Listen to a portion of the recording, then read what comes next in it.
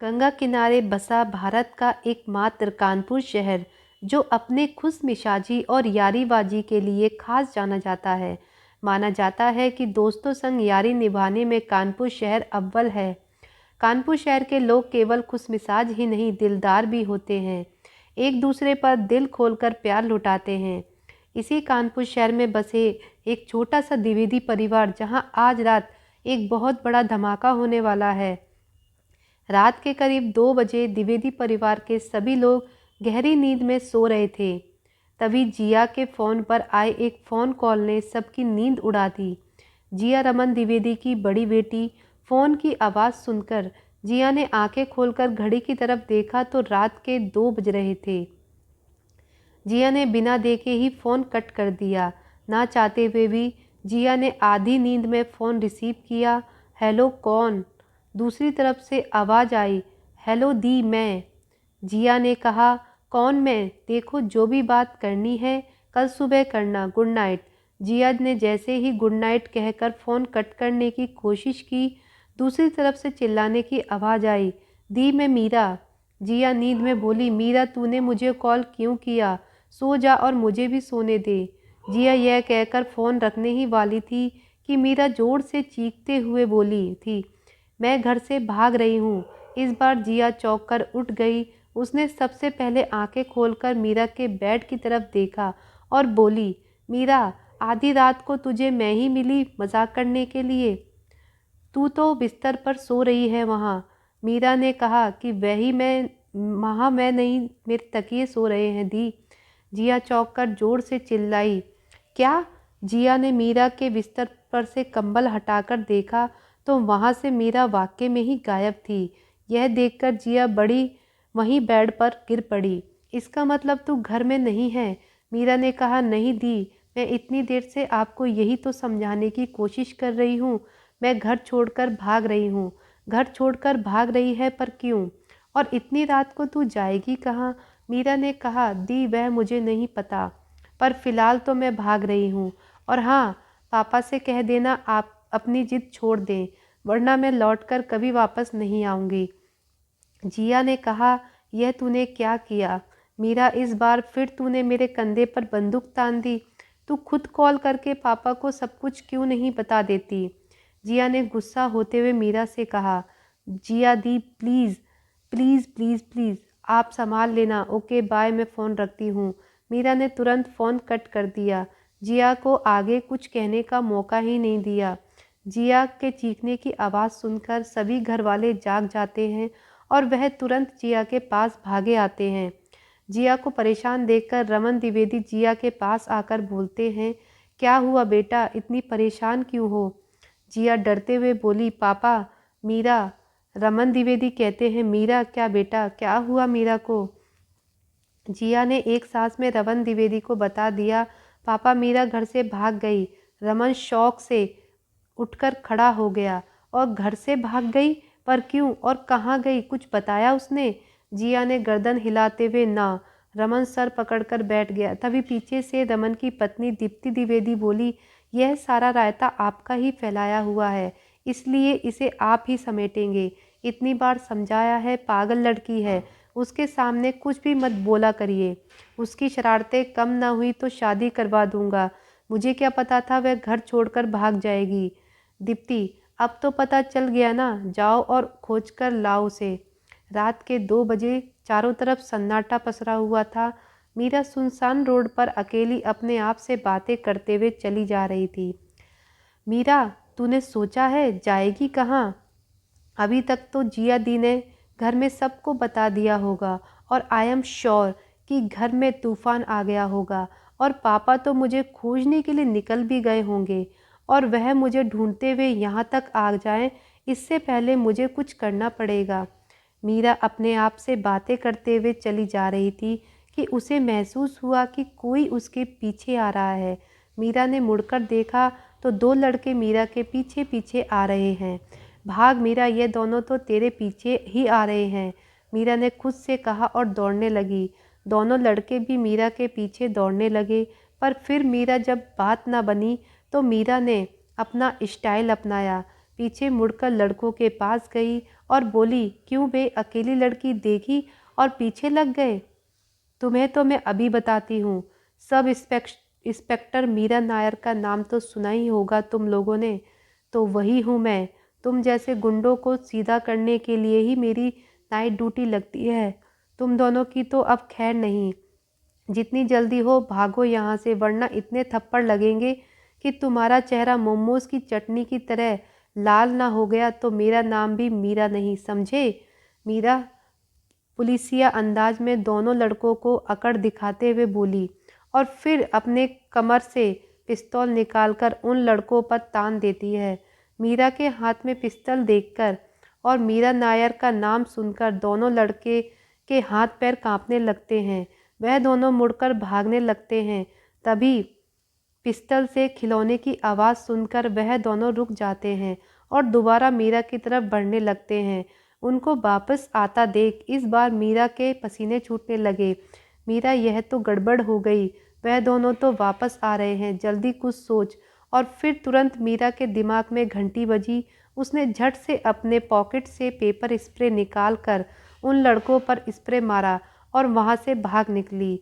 वह दोनों लड़के खुद को संभाल पाते उससे पहले मीरा उनकी आंखों के सामने से ओझल हो गई। बड़े आए मीरा को छेड़ने वाले।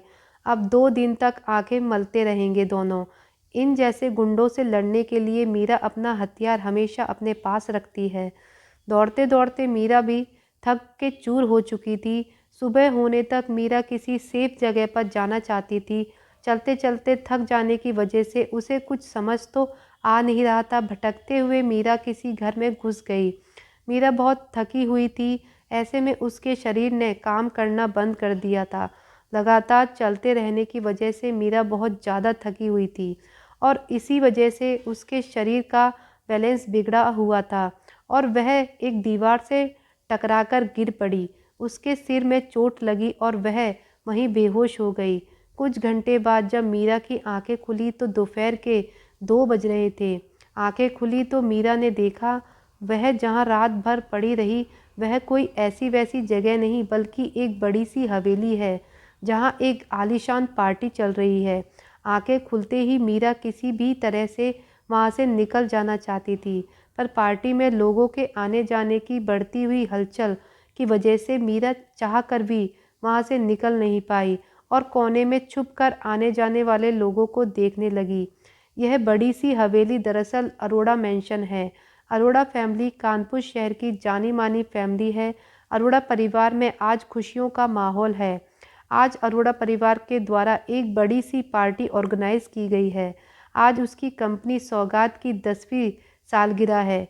अरोड़ा परिवार पिछले 10 साल से हीरे का कारोबार कर रहे हैं और हर साल इनका यह बिजनेस कारोबार जगत में अपनी एक नई पहचान बना रहा है। और तभी पार्टी में एंट्री होती है पृथ्वी अरोड़ा और उनके बेटे श्याम अरोड़ा की। पार्टी में उनके प्रवेश करते ही मीडिया ने उन्हें चारों तरफ से घेर लिया। मीडिया से एक रिपोर्टर, सर, आपकी कंपनी की 10वीं वर्षगांठ पर आपको ढेर सारी बधाइयाँ। आपका कारोबार हर साल एक नई ऊंचाइयों को छू रहा है। इस मौके पर आप कुछ कहना चाहते हो? पृथ्वी अरोड़ा, हमें बहुत खुशी है कि हमने अपने कारोबार के पूरे 10 साल पूरे कर लिए, पर आप लोगों के सहयोग के बिना यह कभी भी मुमकिन नहीं हो पाता। आपने सहयोग दिया तभी हमारी कोशिश रंग लाई और हमने बेहतर से बेहतर डिज़ाइन आपके पास पहुंचाए हैं। पर यह सब मुमकिन हुआ मेरे घर की लक्ष्मी राधा अरोड़ा की वजह से। जिस दिन से हमारी बहू ने इस घर में कदम रखा, हमारे कारोबार दिन दुगनी रात चौगनी तरक्की कर रहा है। लेकिन सर, आपकी गृह लक्ष्मी है कहाँ? वह कहीं नज़र नहीं आ रही है, रिपोर्टर ने पृथ्वी अरोड़ा से पूछते हुए कहा। वहीं वह रही हमारे गृह लक्ष्मी, हमारे घर की बहू राधा अरोड़ा, पृथ्वी अरोड़ा ने दरवाजे की तरफ दिखाते हुए कहा।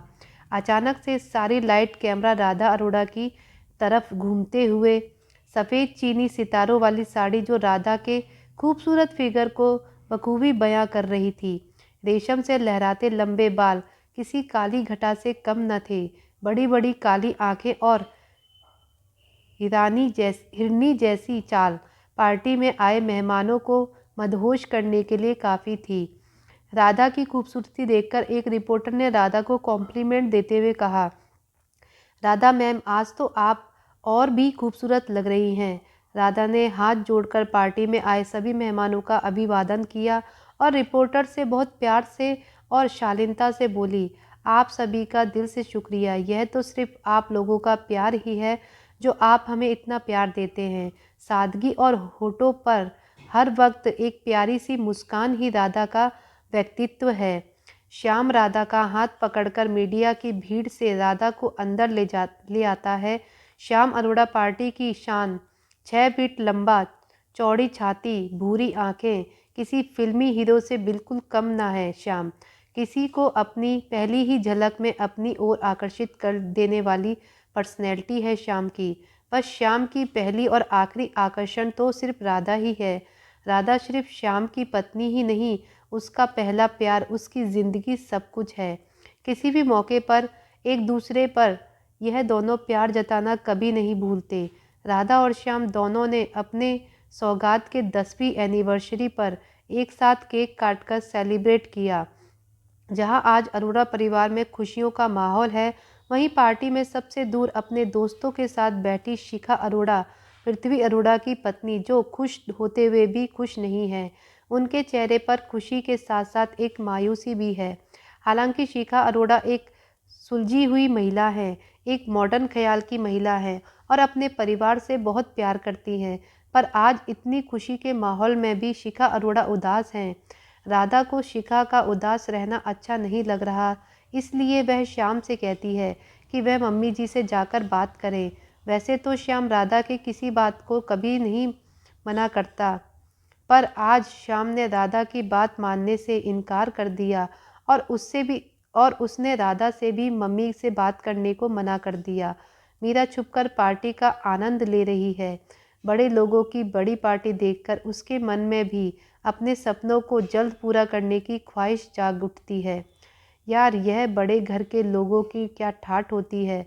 उठना बैठना, हंसना मुस्कुराना, सब में स्टाइल होता है।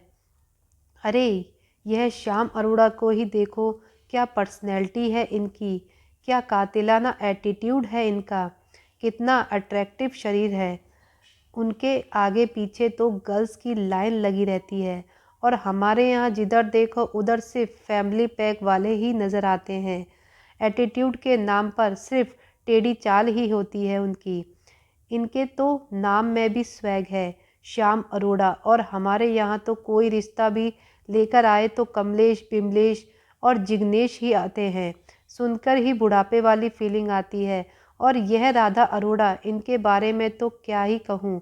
सारे गेस्ट एक तरफ और राधा अरोड़ा एक तरफ। मीरा अकेले में ही अपने आप से बातें कर रही है। तभी मीरा को अपने पेट से गुड़गुड़ की आवाज़ आती है। मीरा अपने पेट को सहलाते हुए बोलने लगती है, बच्चों को भूख लग गई। मीरा, इससे पहले कि तेरे पेट में कोई और हादसा हो जाए, उनके लिए कुछ कर। मीरा, तू तो अपने ऊपर कंट्रोल कर सकती है, पर तूने अपने पेट में भुक्कड़ चूहों को जो पाल रखा है, उसके लिए तो तुझे जल्दी कुछ करना पड़ेगा। पर इतनी भीड़ में तू खाना कैसे लेगी? किसी ने देख लिया तो सब गड़बड़ हो जाएगी। मीरा ने अपना दिमाग दौड़ाना शुरू किया। तभी उसे एक आइडिया आया। अरोड़ा फैमिली के सभी मेंबर और सारे सर्वेंट तो पार्टी में व्यस्त हैं, तो इसका मतलब किचन में कोई नहीं होगा और इतने अमीर लोग हैं कि किचन में कुछ ना कुछ तो खाने के लिए होगा ही। शंकर जी, माफ़ करना, पापी पेट का सवाल है, वरना मैं चोरी कभी नहीं करती। मीरा कान पकड़कर ऊपर की तरफ देखकर बोली। धीरे धीरे चुपके चुपके मीरा किचन में पहुंच चुकी थी। कोई उसे देख ले इससे पहले मीरा को जो कुछ भी मिला फटाफट लेकर पहले वाली जगह पर पहुंच गई। मीरा ने अभी खाना शुरू ही किया था कि उसे कुत्ते के भौंकने की आवाज़ आई। मीरा ने नज़रें घुमाकर देखा तो उसके कुछ दूरी पर ही एक डॉगी बंधा हुआ था। मीरा डॉगी की तरफ देखकर बोली, तुझे क्या हुआ? तुझे भी भूख लगी है क्या? तेरे मालिकों ने तुझे खाने को कुछ नहीं दिया? मीरा डॉगी की तरफ खाने का एक टुकड़ा बढ़ाने की कोशिश करती है तो डॉगी और भी तेज मीरा पर भौंकने लगता है। मीरा को जोर की भूख लगी थी, ऊपर से इस डॉगी ने उसे परेशान करके रखा था। वह गुस्से में डॉगी पर चिल्लाते हुए बोली, यह कुत्ते का बच्चा, चुपचाप बैठ वरना तेरे आँखों में भी पेपर स्प्रे डाल दूँगी। हाँ नहीं तो दिमाग का दही करके रखा है। और वैसे भी तू जिसकी रखवाली कर रहा है उन्होंने तो तुझे चैन से बांध दिया है और खुद पार्टी कर रहे हैं। बड़ा आया मुझ पर भौंकने वाला। और हाँ, मैं कोई परमानेंट चोर नहीं हूँ। वह तो मेरे चूहों को भूख लगी थी वरना मैं कोई गलत काम नहीं करती। और हाँ, मैं तेरे मालिकों की तरह तो बिल्कुल भी नहीं हूँ जो खुद 12 तरह के पकवान खा रहे हैं और बेचारे से कुत्ते को चैन से बांध दिया है। बेचारा डॉगी भी मीरा का इतना लंबा चौड़ा लेक्चर सुनकर शांत हो गया।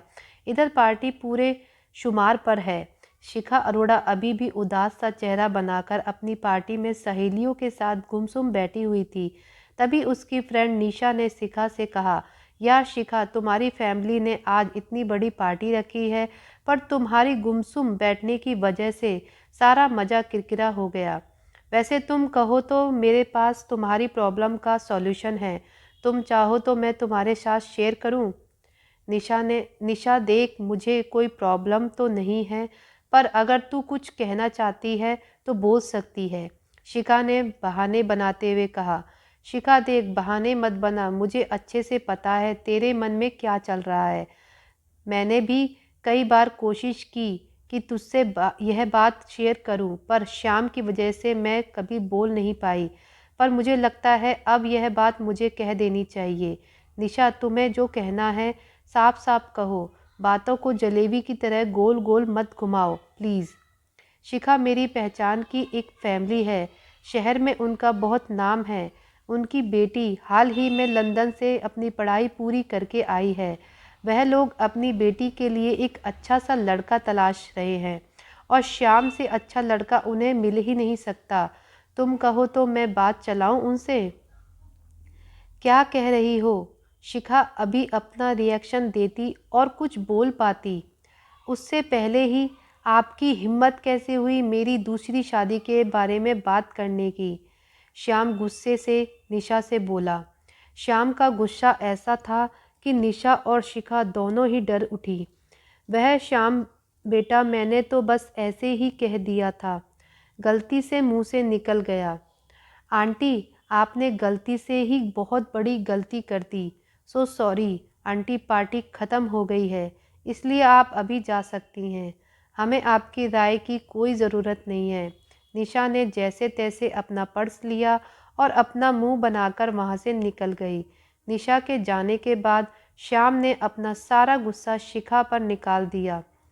वह शिखा पर बरस पड़ा। मम्मी, मैंने एक बार मना कर दिया कि हम इस बारे में कोई बात नहीं करेंगे, मतलब नहीं करेंगे। इतनी सी बात आपके समझ में क्यों नहीं आती? जब देखो तब शादी बच्चा यही रह गया है इस घर में।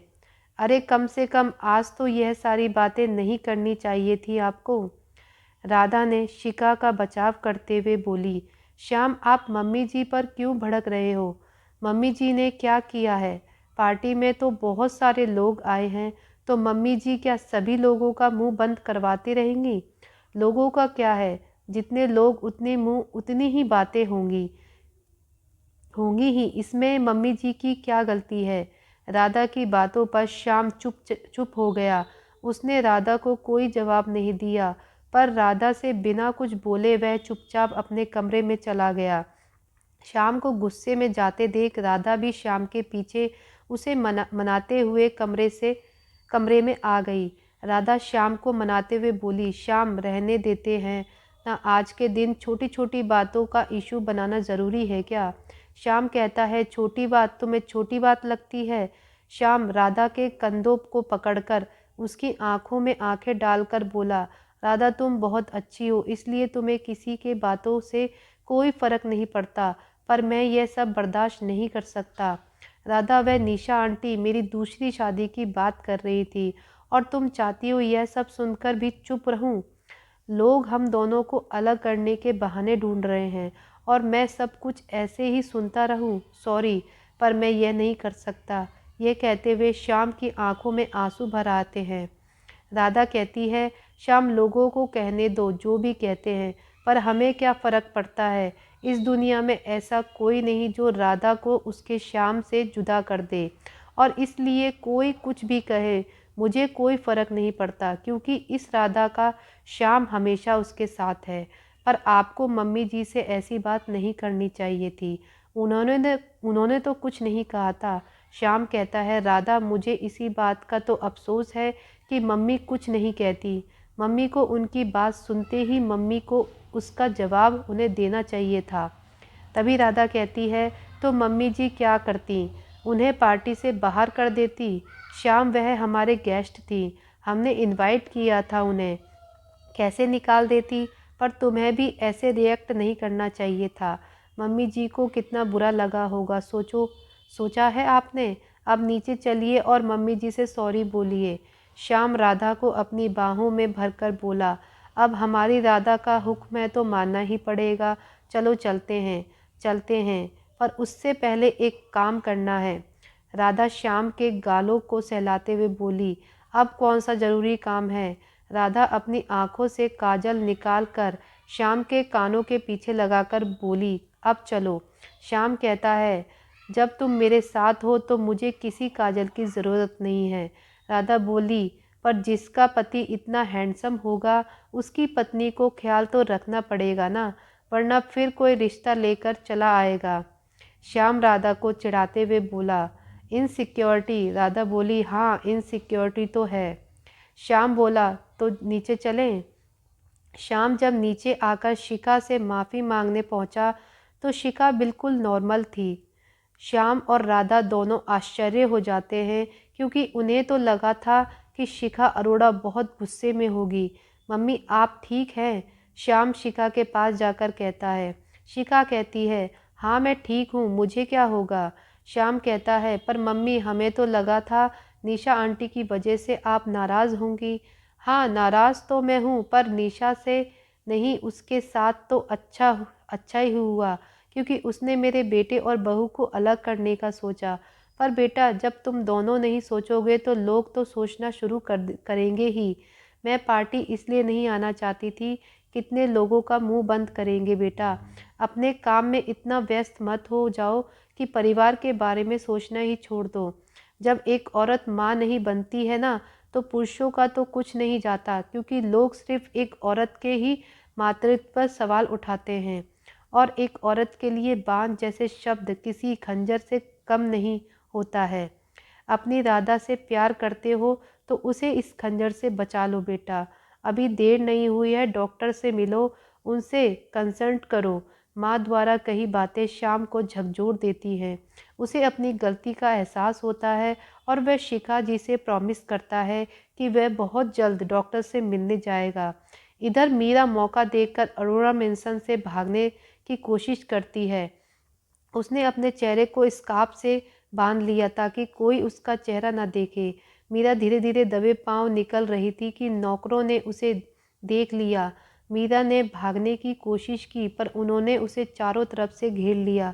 बेचारी मीरा उनके बीच फंस गई। चोर चोर की आवाज़ सुनकर सभी घरवाले नीचे आ गए। एक सर्वेंट ने कहा, ए लड़की, कौन है तू, चोरी करने आई थी? शिखा अरोड़ा ने सर्वेंट से कहा, पकड़ो इस लड़की को, जाने ना पाए, और इसका बैग भी चेक करो। और पृथ्वी जी, आप पुलिस को कॉल कीजिए। पुलिस का नाम सुनकर मीरा चौंक कर बोली, पुलिस? शिखा बोली, तो क्या हम तुम्हारी आरती उतारेंगे? मीरा कहती है, पर मैं कोई चोर नहीं हूँ, मैं यहाँ चोरी करने नहीं आई, आप चाहें तो मेरा बैग चेक कर लो।